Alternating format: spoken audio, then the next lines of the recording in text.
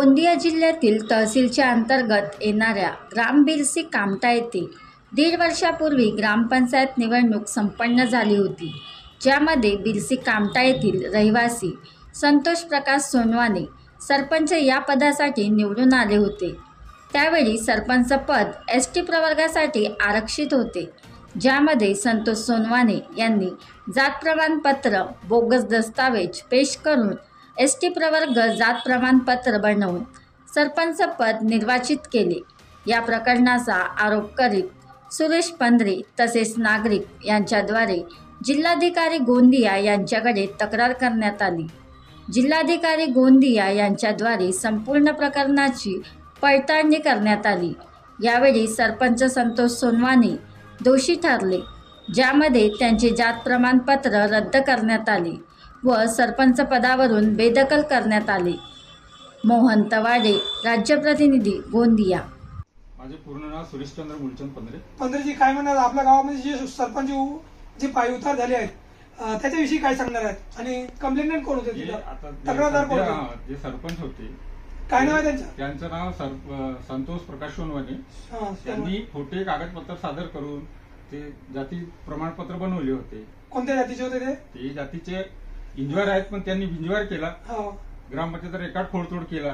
अच्छा। आणि खोटे दस्तावेज सादर करून कास्ट सर्टिफिकेट बनविला त्यांनी, जेव्हा आता ग्रामपंचायत जाती प्रमाणपत्र त्यावर ते इलेक्शन लढले। राणा कुठे होते आपला? राणा विरसीला।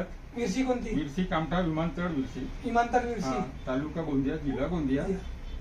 अजून काय अपेक्षा ठेवणार शासनाची? याची अपेक्षा आहे की असे खोटे दस्तावेज सादर करण्यावर कारवाई करून। कोणती कारवाई झाली? त्यांच्यावर कारवाई झाली 420 त्यांनी काम केला।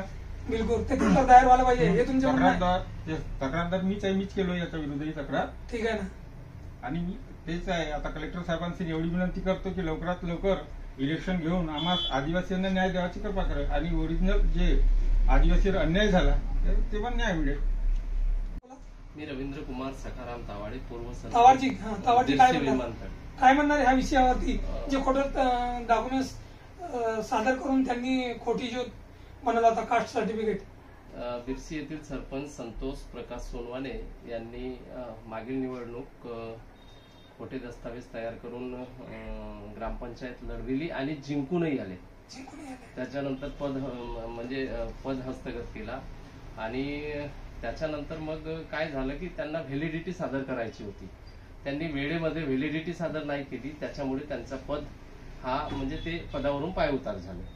तर आता जास्त बोलायचे काही नाही, शासनाची हे निवेदन आहे की 500 रुपयाच्या पावतीवर जे निवडणुकीचे फॉर्म भरतात ते 500 रुपयाची पावतीवर नाही तर कुणाची तरी जो बनवा व्हिडिओ, पाठवा व्हिडिओ, आम्ही तुमच्या न्याय हक्कासाठी लढा देऊ। ताज्या बातम्या व घडामोडींसाठी पाहत राहा फक्त महाराष्ट्र लाईव्ह न्यूज। आजच आमच्या चॅनलला सबस्क्राईब करा, शेअर करा, कमेंट करा आणि हो, बेल आयकॉन दबायला विसरू नका। जय महाराष्ट्र।